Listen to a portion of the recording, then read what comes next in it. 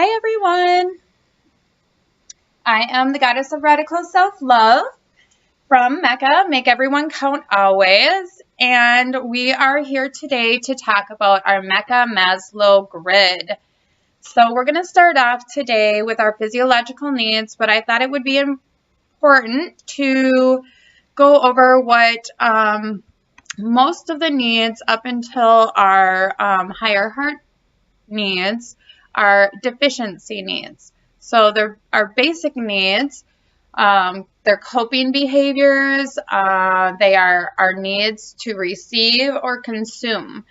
So they're typically related to, like I said, physiological states of deprivation.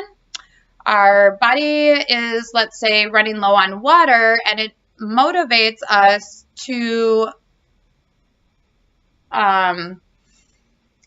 drink, so quiet the deficiency. It's also related to emotions like anxiety or frustration or stress, and then relief. So the motivation decreases as our needs are met, and the longer the need stays unmet, the bigger the drive to meet the need. So if you're hungry, you haven't eaten for a while, as that time progresses, you'll get more and more hungry. Deficiency needs do not have to be satisfied 100% before the next need exhibits itself. So, like I was saying, if you haven't eaten in a week and you would like a steak, but you are satisfied just to eat an apple. So, let's go on.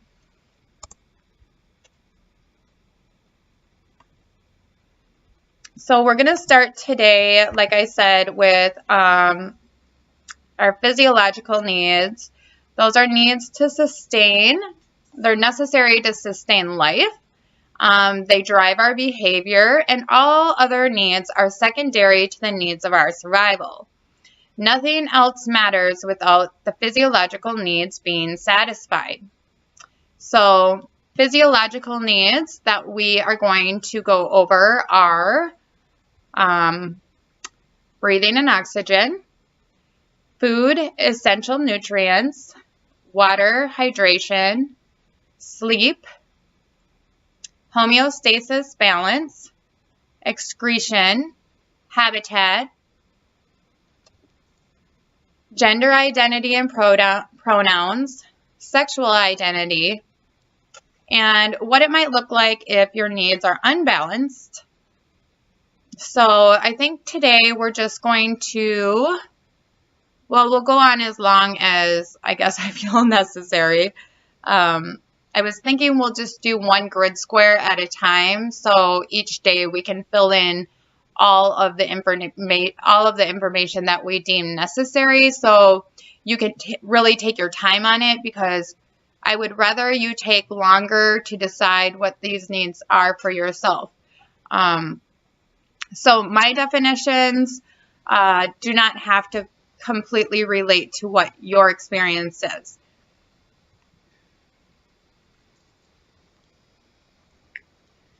So,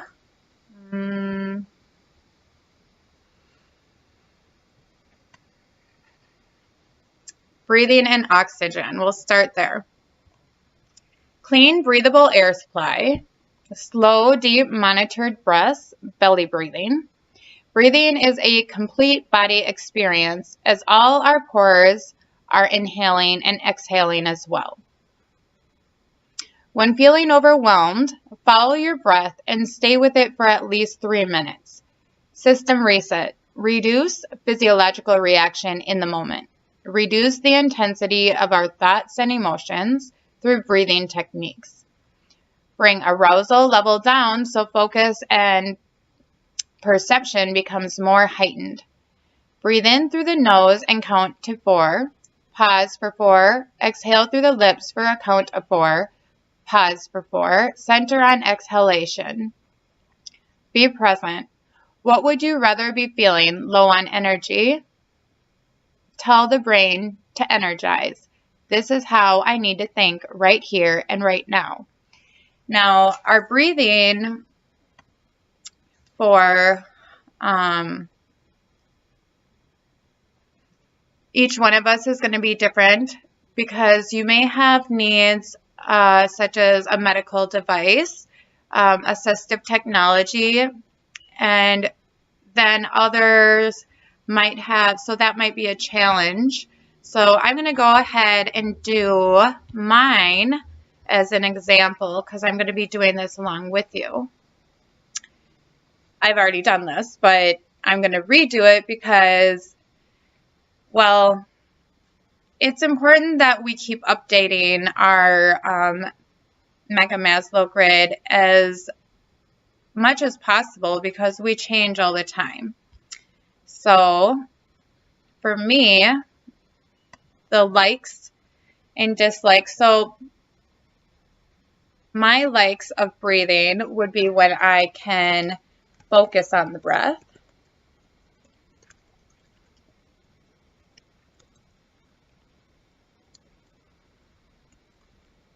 And really my favorite, if you watched any of my meditations, you would know that my favorite part of breathing during meditation is actually the in-between, the inhalation and exhalation. It just is kind of a metaphor for life when we have those pauses.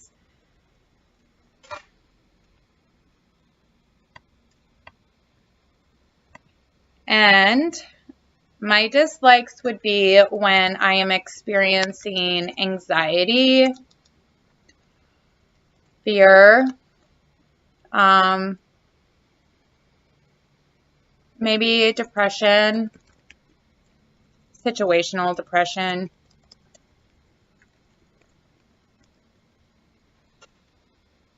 and my breathing becomes interrupted,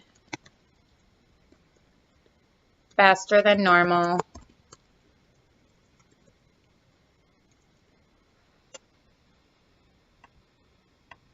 So my strengths, though, would include meditation and being able to return to homeostasis.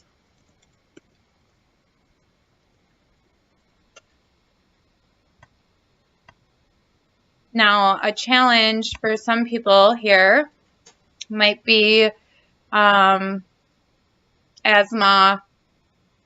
might be allergies, might be the need for breathing devices. My challenges, like I said, are more due to anxiety. So we can have the same ones in each one if your dislikes and your challenges end up being the same, or your likes and strengths. So do you have more likes or dislikes in each square? Well, I would say I do probably have more likes, because even though the anxiety and fear and situational depression bring on a breathing interruption, it's only situational. And I do practice the breathing techniques more often. So I'm going to say more likes in this area.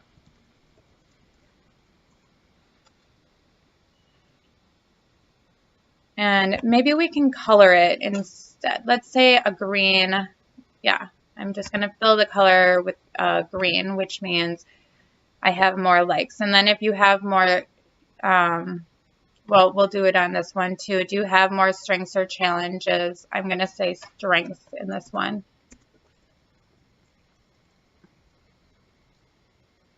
I'm like, should I say strengths or not? You guys can vote. I don't know. I'm like, maybe we all need to vote together. But I mean, oh, because this is like the next square, where do you want to be within the grid square? I would say I want to be,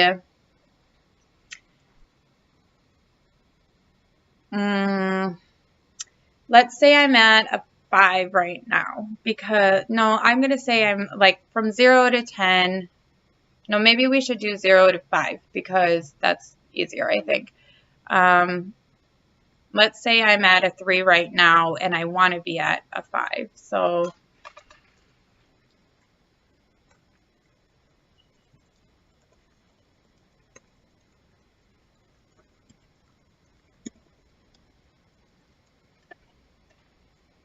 So I do have work to do on that one, but it's more like a middle of the road work. So we're going to say that one can be yellow.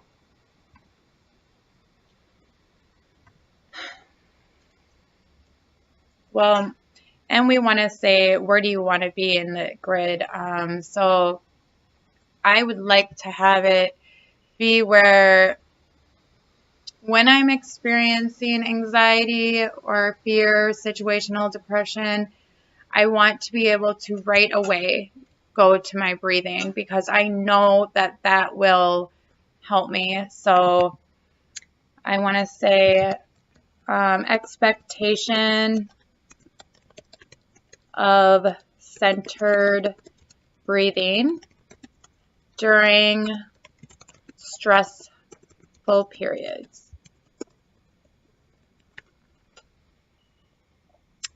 Yep, I think that's good.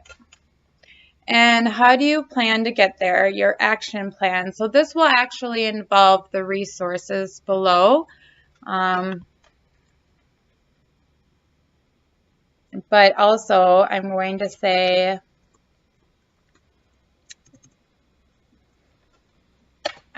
see below in my own thing.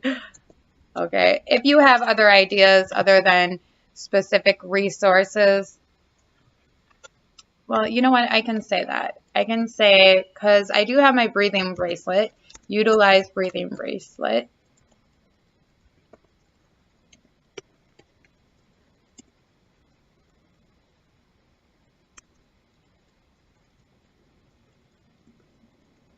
So with my breathing bracelet, I would say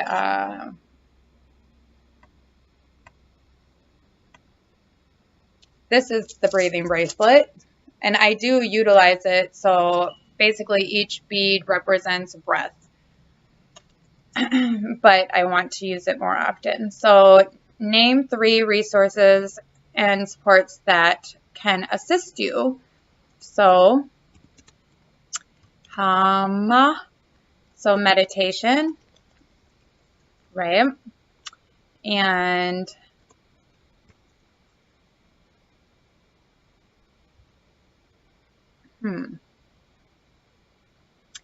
I'm sure there are some things on YouTube that we could identify, so I can do that later. YouTube videos for controlling the breath.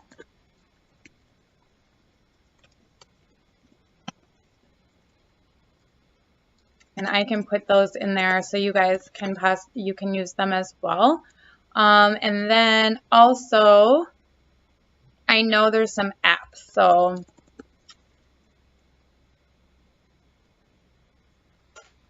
those will help me with that. And I realize like my resources for breathing will be different than a lot of, if you already are having like not psychological breathing issues, but medical breathing issues, your resources will obviously be different. And if you'd want to share those, we can put those on our grid so other people can utilize them as well. And just so you know, don't worry if you feel like a resource will get exhausted so that you can't utilize the resource if you share it. The whole idea is that once a resource is exhausted, we will already have identified another resource that will be available. So share your resources. We all need to do this together. It's oneness, remember? What are the accommodations you will need in order to obtain your intention? So, like the accommodations I need is my breathing beads, right?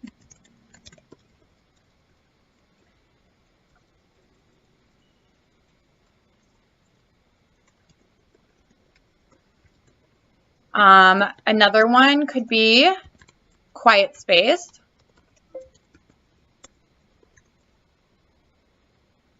And 3,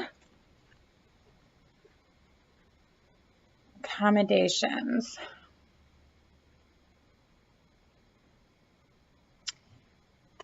Maybe just a 5 to 10 minute timeout in that space.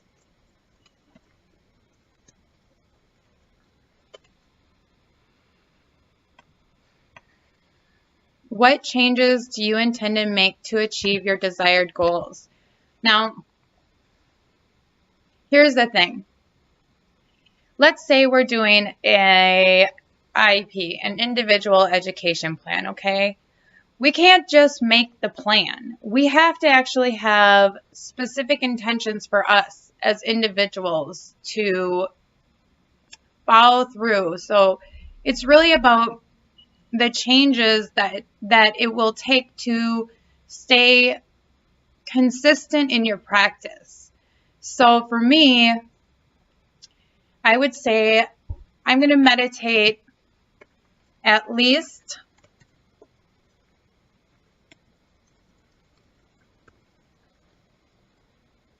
at least 10 minutes in the morning to get ready for my day. And then practice mindful breathing at noon and at, let's see, 3 p.m. Well, let's do at 2 because my kids have to be picked up at 3. So that's kind of like the perfect plan. So the meditation I can do in the morning before I ever even get out of bed, and that way I can set my intentions of how my day's going to go. Name 3 ways you're going to hold yourself accountable to your intentions. So this would be like recording it. So recording in a calendar, which we can utilize the grid in recording our progress. So each time you do your practices, your changes, then you can, put it on the refrigerator and give yourself a sticker, or just put a X marks the spot as this was completed. And remember always why you're doing it, because you have to have the why. You have to know the why.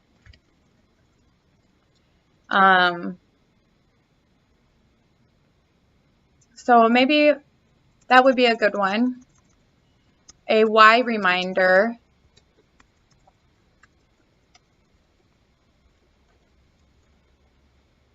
On my phone. Reminder pop up. Yeah. And then we can also include, I can put the resources and supports. I can say, let's say, I'm going to say my daughter, because we're always working together anyway. She can check my progress, or at least ask me about my progress. So daughter check-in, okay? And it will be like for the entire grid. So you can use this for any of your squares for how you're going to hold yourself accountable. So she's my go-to, right? She's my go-to person who's kind of like a sponsor. So that's good. So let's say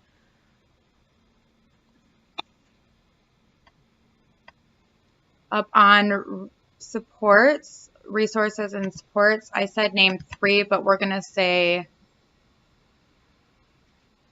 4. And conscious queen. I'm sure you all have somebody in your lives that can hold you responsible. Don't get mad at them either. Maybe you can both do it together. I'm sure she won't mind me doing hers. What is the feeling you would like to manifest with your desired outcome? So this is your why. You know, I would like to be able to breathe as if I was lightly blowing out a candle. I would say conscious breathing besides that. So obviously we can't always be thinking about how we're breathing, or else it would be kind of difficult to do other things. But if we spend enough time doing conscious breathing when we are using our autonomous nervous system, it will already be prepared. Yes. So let me see where we're at. That was already 20 minutes. So I think we will do the next one tomorrow, which is our food and essential nutrients. And then as we get experts on to explain more, we'll have some more detail in there too. So yeah. I hope you guys enjoyed the first grid square, breathing and oxygen from our physiological needs. And I thank you for spending this time with me. Have a wonderful day.